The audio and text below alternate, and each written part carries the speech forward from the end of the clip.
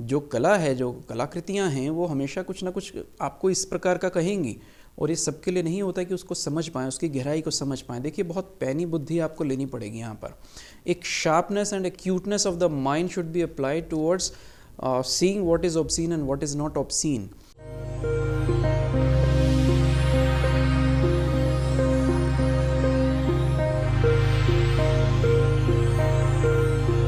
नमस्कार, क्या कहता है कानून एजुकेशनल सीरीज़ में आपका एक बार फिर से स्वागत है। आज का जो हमारा टॉपिक है एक मेल पर है। मेल मुझे मिला है जिसमें एक सज्जन ने लिखा है कि ये अपने फैमिली के साथ दिल्ली मेट्रो, आप जानते होंगे कि यहाँ पर एक रेल सेवा है, दिल्ली मेट्रो में अपनी पत्नी और बच्चों के साथ यानी अपनी फैमिली के साथ जा रहे थे। तो इन्होंने लिखा है कि सामने एक कपल बैठा था। कपल मतलब कि उनका कहना है कि एक लड़का और लड़की जो कि काफ़ी यंग एज में थे, शायद कॉलेज गोइंग स्टूडेंट्स रहे होंगे, और उन्होंने उनकी सीट के सामने बैठे हुए थे वो लोग, और उन्होंने कुछ अभद्र हरकतें आपस में शुरू कर दी। इस प्रकार की हरकतें शुरू कर दी कि जो कि सामाजिक रूप से उनको लगा कि थोड़ी सी इनअप्रोप्रिएट हैं, जो कि ठीक नहीं है। उनकी पत्नी और बच्चे और वो खुद भी जो हैं काफ़ी असहज स्थिति में हो गए जब उन्होंने देखा कि ये जो कपल है, ये जो लड़का और लड़की है, कुछ इस प्रकार की अश्लील हरकतें, उनका कहना ये है कि कुछ अश्लील हरकतें करने लगे। तो वो काफ़ी असहज हो गए, और उनके छोटे छोटे बच्चे भी थे जो वो भी उसको देखने लगे, उन दोनों कपल्स को, और उनकी जो वाइफ थी वो भी काफ़ी असहज हो गई। तो ऐसे में उन्होंने उचित समझा कि उन कपल्स को, उन दोनों लड़का और लड़की को बोला जाए कि भी आप ये सब मत करें, क्योंकि पब्लिकली जो आप ये सब कर रहे हैं ये ठीक नहीं है। मेरा परिवार और मैं जो है असहज हो रहे हैं इसमें। तो इस बात को लेकर उनकी कुछ कहासुनी भी हो गई, और लड़का लड़की क्योंकि कॉलेज के थे, थोड़े से लिबरल विचारों के थे, यानी आज़ाद विचारों के थे, और उन्होंने कानून की कई धाराएं उनको गिनवानी शुरू कर दी। तो इस पर उन्होंने मुझे लिखा है कि वो वहाँ पर कुछ नहीं बोल सके, क्योंकि उन्हें मालूम ही नहीं था कि भारत का कानून कुछ इस प्रकार के वाक़े यदि हमारे साथ होते हैं तो इसमें कुछ हो सकता है क्या।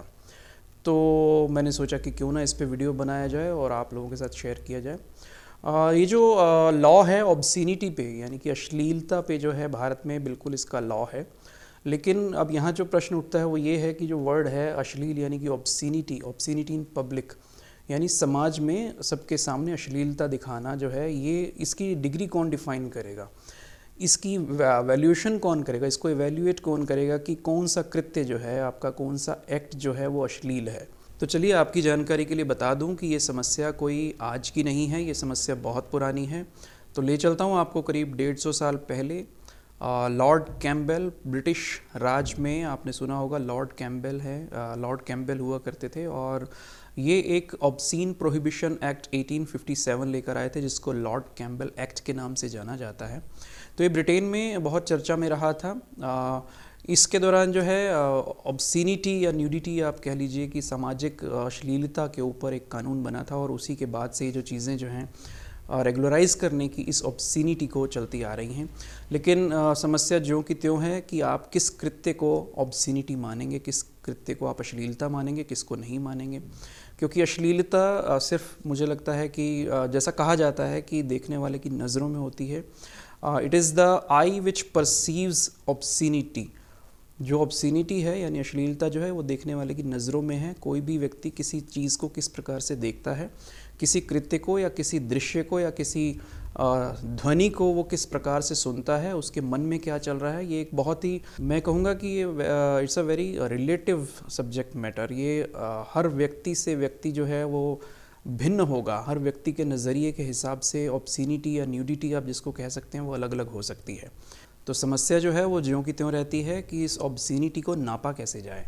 कुछ तो एक पैमाना होना चाहिए। हम ये कह के नहीं बच सकते कि ये समाज का नज़रिया कैसा है, उसी हिसाब से हर व्यक्ति अपने आप से, अपने हिसाब से जो है ऑब्सीनिटी को देखता है, अश्लीलता को देखता है। तो यहाँ पर एक कॉमन पॉइंट, एक बिंदु पर पहुँचने का प्रयास किया गया। हमारे पास 2 टेस्ट अवेलेबल हैं वर्ल्ड में। वो टेस्ट हैं ब्रिटिश हिकलिन टेस्ट और अमेरिकन रॉथ टेस्ट। तो मैं आपको बता दूं, ब्रिटिश हिकलिन टेस्ट जो है वो ब्रिटेन में प्रचलित था। बहुत संक्षेप में बताता हूँ कि वहाँ पर तब की चर्च में महिलाओं के जो कन्फेशंस होते थे तो उसमें कुछ ऑब्सीनिटी होती थी, कुछ अश्लीलता होती थी, कुछ अभद्रता होती थी, जिसको तब के समाजविदों ने, तब के जो एक्टिविस्ट, सोशल एक्टिविस्ट रहे हैं, उन्होंने इसको पब्लिश करना शुरू किया कि वहाँ पर चर्च में महिलाओं के साथ कन्फेशन के नाम पे किस प्रकार की अश्लीलता हो रही है।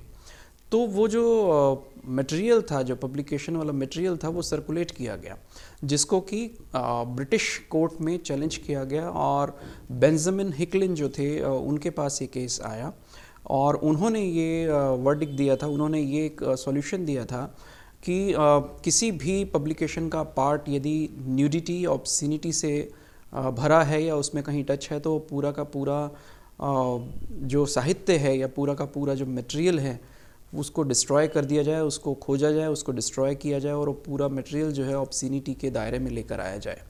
तो इस प्रकार से ये एक टेस्ट था, यानी कि एक छोटा सा पार्ट यदि किसी वस्तु में ऑब्सीन है यानी अश्लील है तो पूरी की पूरी वस्तु जो है ऑब्सीन कह ली जाएगी, उसको पूरा का पूरा अश्लील मान लिया जाएगा और उसको डिस्ट्रॉय कर लिया जाएगा। ये था ब्रिटिश हिकलिन टेस्ट। और एक टेस्ट हमारे पास और अवेलेबल है जो थोड़ा सा लिबरल है, यानी कि थोड़ा सा आज़ाद विचारों का है, जो कि मुझे लग रहा है आज भी प्रासंगिक है। सन 2014 में जो अविक सरकार का जो एक केस था सुप्रीम कोर्ट का, भारत के सुप्रीम कोर्ट ने जो है इसी टेस्ट को पैमाना रखा है और उस टेस्ट का नाम है अमेरिकन रॉथ टेस्ट। अमेरिकन रॉथ टेस्ट में था कि मिस्टर रॉथ जो थे एक पब्लिशर थे मैगज़ीन के और इन्होंने कुछ अपनी मैगज़ीन में कुछ अश्लीलता डालकर कुछ मेल्स करना शुरू किया लोगों को, कुछ पत्र व्यवहार से उन्होंने अपनी मैगज़ीन्स पहुंचाई। तो इनके इस कृत्य को जो है वो चैलेंज किया गया, इनके इस काम को चैलेंज किया गया अमेरिका में, यूनाइटेड स्टेट्स ऑफ अमेरिका में। तो ये जो केस था जो रॉथ वर्सेस स्टेट्स बन गया वहाँ पर। तो जो तब के जज थे Roth versus States of America के केस में, उन्होंने कहा कि any material would be considered as obscene if it is lascivious, prurient and giving an effect of depraving or corrupting the mind of an average person who applies his normal common sense according to the contemporary social standards। यानी 4-5 चीज़ें ध्यान रखने की हैं। lascivious होना चाहिए यानी कि काम वासना से युक्त हो, prurient हो, कामुक हो, और डिप्रेविंग और करप्टिंग, किसी के माइंड को करप्ट कर रहा हो, यानी किसी बुद्धि को, किसी व्यक्ति की बुद्धि को भ्रष्ट कर रहा हो। ऐसे एक सामान्य व्यक्ति की बुद्धि को भ्रष्ट कर रहा हो जो कि तब के जो कम्युनिटी स्टैंडर्ड है, यानी कि जो सामाजिक, जो सामुदायिक उसके जो स्तर हैं, जो प्रिवेलिंग हैं, कंटेम्प्रेरी हैं, जो समकालिक हैं, उस वक्त जो उस समाज में जो प्रचलित है उसके हिसाब से यदि एक कॉमन व्यक्ति, एक जो सामान्य व्यक्ति है अपना दिमाग लगाए तो उसके मानदंडों के हिसाब से नहीं है और उसके माइंड को करप्ट कर रहा है, उसके माइंड को पोल्यूट कर रहा है, काम वासना से युक्त कर रहा है, तो ऐसा हर मटेरियल जो है वो अश्लील माना जाएगा। लेकिन उसके अंदर ये भी बोला गया कि जो over the period of time, when the time changes the concept of obscenity also changes. हो सकता है कि जो चीज़ें आज ऑब्सीन नहीं हैं वो पहले कभी रही हों। आप देखेंगे कि जैसे जैसे वक्त बदलता जाता है उस प्रकार अश्लीलता की जो परिभाषा है वो बदल जाती है। आप देखेंगे कि जो पहले जो हम कपड़े पहनते थे और आज जो हम कपड़े पहन रहे हैं उसके हिसाब से देखेंगे तो बहुत ज़्यादा फ़र्क आ चुका है चीज़ों में। तो हम ये नहीं कह सकते कि जो पहले था अश्लील है या अब जो है वो अश्लील है। ये सिर्फ एक सामाजिक नज़रिया है जो कि over a period of time बदलता जाता है। ध्यान रखिए मेरी बात, यदि आपको लगता है कि किसी चित्र में कुछ नग्नता है, एक एक्सपेरिमेंट दे रहा हूँ मैं आपको छोटा सा करने का, आपको उस चित्र में नग्नता दिख रही है, लेकिन यदि आप उस चित्र के साथ सहज हो जाते हैं, या आप समझिए कि किसी आप विदेश में जाते हैं और विदेश में आपको लगता है कि वहाँ की जो महिलाएं हैं या जो वहाँ का जो समाज है कुछ अश्लील तरह का बर्ताव कर रहा है, शुरू में आप असहज हो जाएंगे, हो सकता है आपको थोड़ा सा डिफरेंट लगे, लेकिन आप देखेंगे हफ्ते 10 दिन बाद जब आप वहाँ रहने लगेंगे तो आपको बिल्कुल सहज लगने लगेगा। आपको लगेगा ही नहीं कि कुछ अश्लीलता है, क्योंकि अब वो जो परिप्रेक्ष्य है, जो पूरे समाज का जो परिवेश है या जो समाज में जो कुछ हो रहा है उसके आप अंग बन जाते हैं, उसको आप आत्मसात कर लेते हैं, उसमें रहने की आदत डाल देते हैं। अब उसको आपको वो अश्लील नहीं लगता, आप सहज हो जाते हैं। तो फिर से वही बात आ गई कि अश्लीलता जो है आपकी असहजता में है, किसी प्रकार की चित्र को देखकर आप जो है असहज हो जाते हैं, कुछ न्यूडिटी है उसको देख के आप असहज हो जाते हैं। तो मैं कहूँगा यहाँ पर हिंदू धर्म बहुत ग्रेट है, बहुत महान रहा है हिंदू धर्म, जिसने नग्नता को भी, ऑब्सीनिटी को भी मैं कहूँगा एक बहुत ऊंचे स्तर पे रखा और उसको उसके साथ सहज होने का प्रयास किया। और शायद यही कारण था कि जो हमारे खजुराहो के टेम्पल्स हैं, जो हिंदुओं में जो खजुराहो के टेम्पल्स हैं, उनको टेम्पल बोला गया, उनको मंदिर का दर्जा दिया गया। तो चलिए थोड़ा सा और आगे चलते हैं, इसका दायरा अब कहाँ तक आ रहा है। ये तो एक थोड़ा सा इंसिडेंट था, यानी एक छोटा सा वाकया था जो इनको दिल्ली मेट्रो में पेश आया। मैं कहता हूँ कि आपकी रोज़मर्रा की ज़िंदगी में इस प्रकार के वाक़ये तो रोज़ आपके सामने हो रहे हैं, हर घड़ी हो रहे हैं, चाहे वो एम एफ हुसैन साहब की कोई बनाई हुई पिक्चर हो, क्योंकि आर्ट जो है art is always provocative. Art तो है, it's not for common people. जो कला है, जो कलाकृतियाँ हैं, वो हमेशा कुछ ना कुछ आपको इस प्रकार का कहेंगी, और ये सबके लिए नहीं होता कि उसको समझ पाएँ, उसकी गहराई को समझ पाएँ। देखिए, बहुत पैनी बुद्धि आपको लेनी पड़ेगी यहाँ पर। एक sharpness and acuteness of the mind should be applied towards seeing what is obscene and what is not obscene. तो भारतीय कानून में 2 सेक्शंस हैं जो कि प्राइमरीली इसको डील करते हैं, जो कि है सेक्शन 292, यानी कि वो बताता है कि ऑब्सीनिटी है क्या, अश्लीलता है क्या, और सेक्शन 294 जो है वो अश्लीलता के दंड के प्रावधानों के बारे में है और थोड़ा सा अश्लीलता को डिफ़ाइन करता है। तो 292 बहुत बड़ा है, उसको आप आराम से देख लीजिएगा, लेकिन 294 जो है वो तकरीबन इस प्रकार के हर केस में लग जाता है। आप यदि असहज महसूस हो रहे हैं और आपको लगता है न्यूडिटी है या ऑब्सीनिटी है, इस प्रकार की कुछ सामाजिक अश्लीलता हो रही है, तो डेफिनेटली आप सेक्शन 294 के तहत जो है आप इसमें प्रोसीड कर देते हैं। तो आइए देख लेते हैं सेक्शन 294 आईपीसी यानी भारतीय दंड संहिता सेक्शन 294 क्या कहता है। Section 294 in the Indian Penal Code, obscene acts and songs. Whoever to the annoyance of others does any obscene act in any public place or sings, recites or utters any obscene song, ballad or words in or near any public place shall be punished with imprisonment of either description for a term which may extend to 3 months or with fine or with both. तो आपने देख लिया कि ये जो section है ये बोल रहा है कि आपने यदि फॉर अनॉयंस ऑफ अदर्स यानी दूसरे को परेशान करने के लिए आपने कोई इस प्रकार का कार्य किया है जो कि समाज की नज़रों में ऑब्सीन है, अश्लील है, तो उसमें आपको जो है कारावास, जुर्माना या फिर दोनों आपको हो सकते हैं। चलिए इस वीडियो को थोड़ा सा और सार्थक बनाते हैं, थोड़ा और प्रासंगिक बनाते हैं, थोड़ा और रेलेवेंट बनाते हैं, आपकी रोज़मर्रा की लाइफ से जोड़ते हैं। ये जो सेक्शन 294 ऑफ आईपीसी है, ये न केवल आपको इस प्रकार की किसी घटनाओं से जो आपके सामने आपको लगता है अश्लील हैं, घटित हो रही हैं, उससे आपको प्रोटेक्ट करता है, उससे आपको एक रिकोर्स देता है, बल्कि उसमें सेक्शन में साफ लिखा है कि यदि कोई व्यक्ति इस प्रकार का शब्द उच्चारित करता है या कोई गाना गाता है जो कि अश्लील है, यानी बहुत साफ साफ है, इसके अंदर आप मतलब निकाल सकते हैं कि यदि कोई गंदी गालियाँ भी आपके सामने दे रहा है और आप असहज हैं, तो वो भी एक अश्लीलता में आ जाएगा, वो भी एक अश्लीलता के दायरे में आ जाएगा, और सेक्शन 294 आईपीसी इसको बेहतर डील करेगा।